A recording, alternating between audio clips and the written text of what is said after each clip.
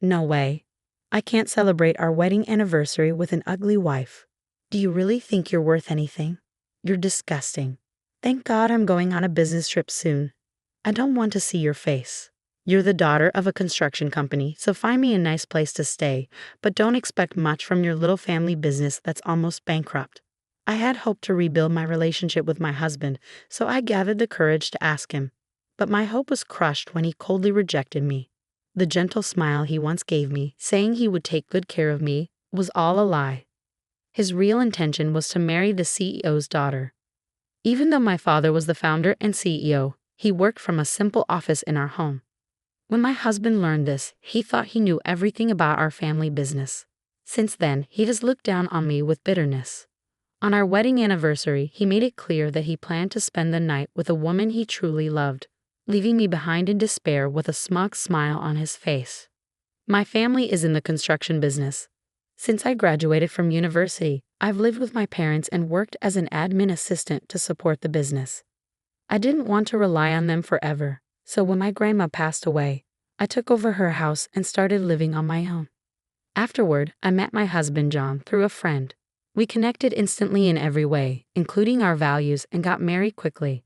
John and I started our new life together in my house, enjoying our happy days and excited about our promise to celebrate our wedding anniversary every year. However, our joy was dampened by the old house with its creaking floors and stained walls. I sighed, remembering the conversation I had with my father the day before. He suggested we build a new house for our new life. While I wasn't against the idea, the house held so many memories of my beloved grandmother. I was torn between starting a new life with my loving husband and holding on to the memories of my late grandmother. I couldn't decide what to do. Just tear down this old house. Your family is in construction. Can't you even handle something like this? You're just a small, inefficient builder from the countryside, or maybe this house suits a country bumpkin like you. John would snap in frustration whenever the floor creaked or the house made noises. When we first met, he was kind and cheerful. He joked about being intimidated by my job at my father's company, and we laughed together. He proposed to me, promising he'd take better care of me than my parents did. But after we got married and he visited my parents' house, he was shocked. The house was just ordinary, and the office was a small building on the same property. It was nothing like what he had imagined. There were construction materials piled up in the yard. Since then, John always found excuses not to visit my parents and started making degrading comments to me. Later, I heard that he told everyone at work he was marrying the daughter of a company president. I never told him that my family owned a large business. After that, our conversations decreased dramatically, and we began sleeping in separate bedrooms. If you get pregnant by mistake, I feel sorry for our unborn child. Have you ever looked at yourself in the mirror? He would say whenever we saw each other, criticizing my family background and appearance. Eventually, I started to avoid him too. One day, after work, I went shopping and got caught in an unexpected rainstorm. Soaked and shivering, I hurried home and went to the bathroom to take a shower. I noticed the basement floor felt damp, even though I had cleaned it that morning. It seemed like it hadn't dried properly. I hesitated but decided to get warm as quickly as possible. So I took off my wet clothes without thinking much. However, I froze at the uncomfortable feeling that something was wrong. The bathroom was still humid and water droplets clung to the shower curtain and walls. I had cleaned the bathroom the night before, and even if I forgot to turn on the exhaust fan, it seemed unlikely the room would stay that wet until late afternoon the next day. There was even a faint smell of shampoo that wasn't ours. After showering, I texted John to ask if he had come home during the day. He replied with a simple, "Of course not." He should have been at work, busy with his job. But then I found something strange. A gap between the washing machine and the wall revealed his favorite watch. I was sure I had seen him leave the house that morning wearing it. Feeling uneasy, I put on rubber gloves and went back to the bathroom. I pulled the drain in the bathtub and saw it clearly, strands of long hair that were definitely not the same color as mine or John's. There were also a couple of small stones, likely from nail art, tangled in the hair. I rarely got my nails done. Next, I checked John's bedroom and found more of the same long hair, along with the same unfamiliar scent. There was even a smudge of foundation and lipstick on the white bed sheets. That night, feeling sick to my stomach, I decided to check John's phone while he dozed off in the living room. I had been avoiding him by hiding in my room after dinner. He didn't expect me to come out, and after a few drinks, he dropped his phone on the floor and fell asleep in a good mood. I didn't sense any caution from him at all. His cell phone wasn't even locked.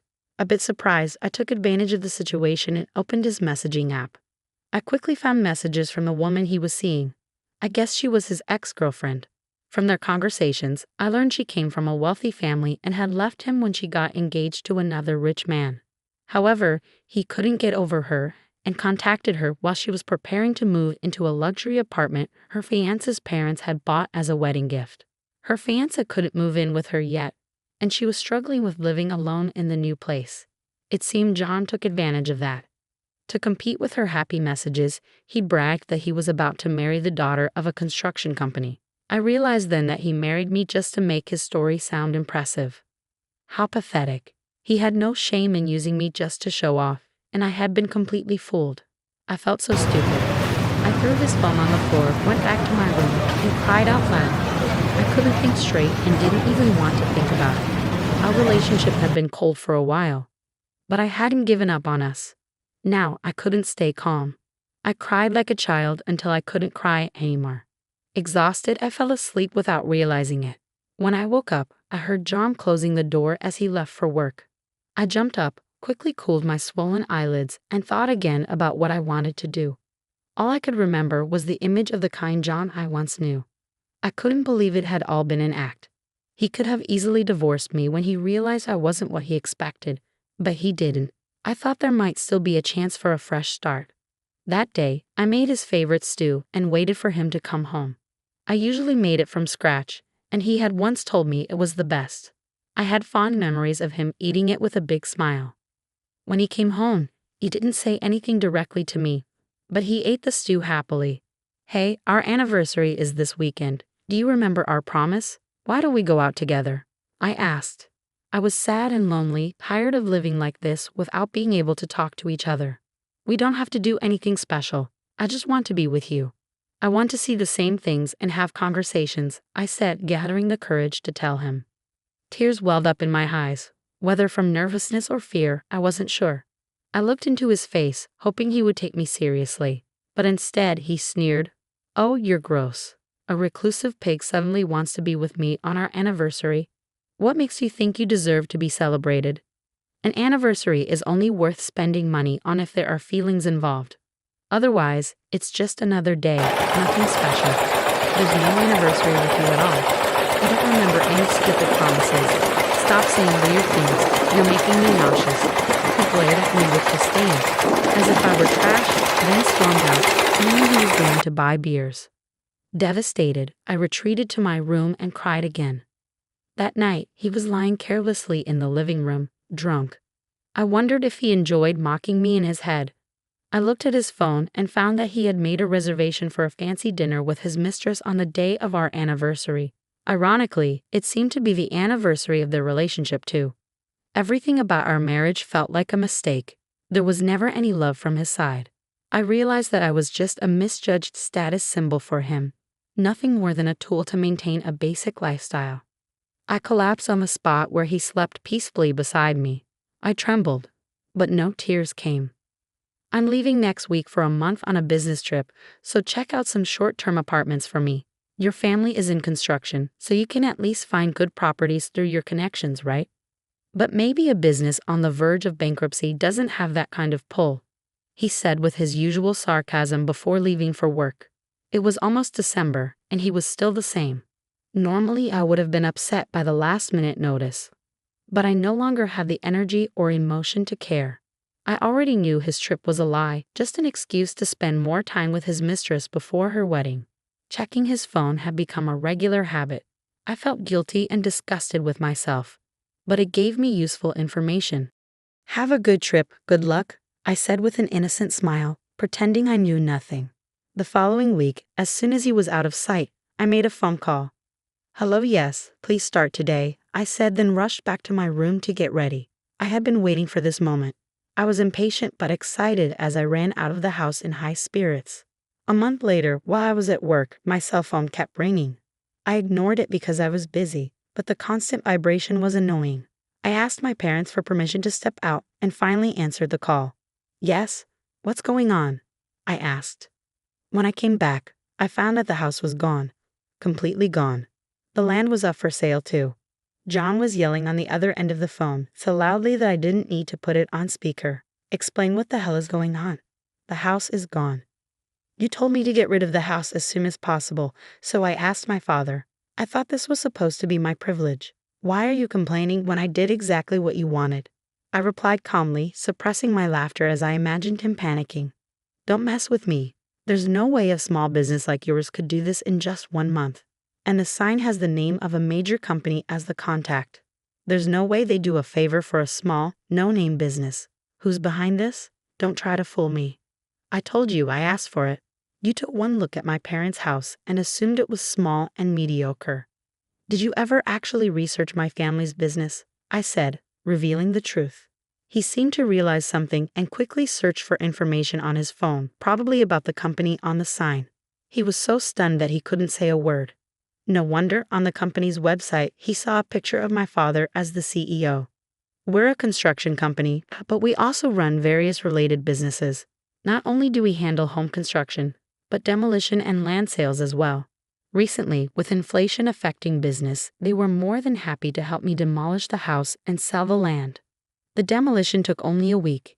It was their last big job of the year, and the land sold at a pretty good price. I saw it as the last Christmas gift from my beloved grandma. I've been struggling with the decision for a while, but in the end, it helped me make up my mind. John was still speechless despite my cheerful tone. I couldn't see his face, but I imagined he must have been pale and sweating. Don't tell me you threw away all my stuff, my computer, my work files. Damn it.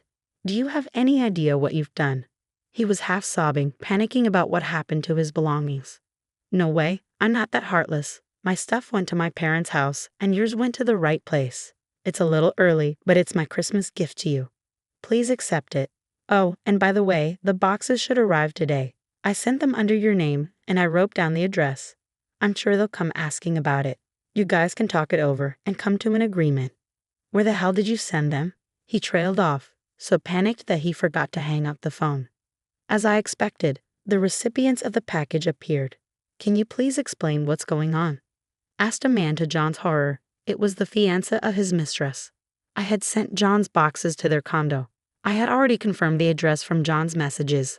Along with the boxes, I included pictures I had taken of him and his mistress at the hotel and in the condo. The fiancé's family was well known in the area, and I made sure to send the pictures to them as well. On the other end of the phone, I could hear John and his mistress pointing fingers at each other while the outraged fiancé watched.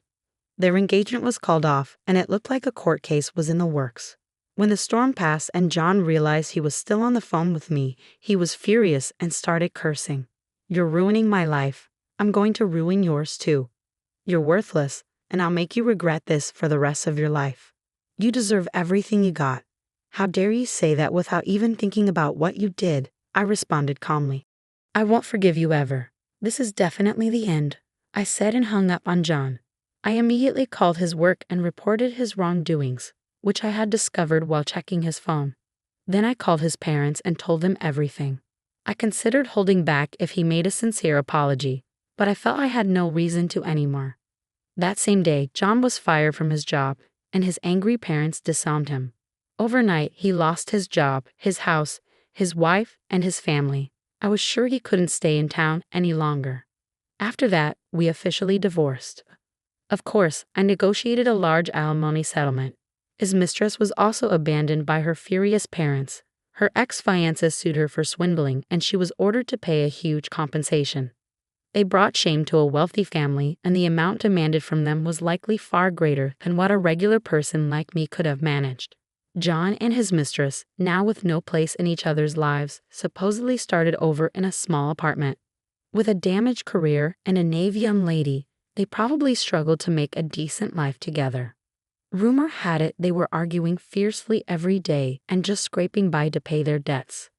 Meanwhile, I bought a new house with the money from selling the land. I chose to live modestly without my parents' help and make the most of each day. Although my marriage failed, it taught me not to judge people quickly. I reflected on my naivety and learned not to waste this experience. I was hurt, but I am determined not to let it define me. I am committed to growing, becoming a better person, and learning to see people clearly. I set a big goal for myself and made a wish for a bright future.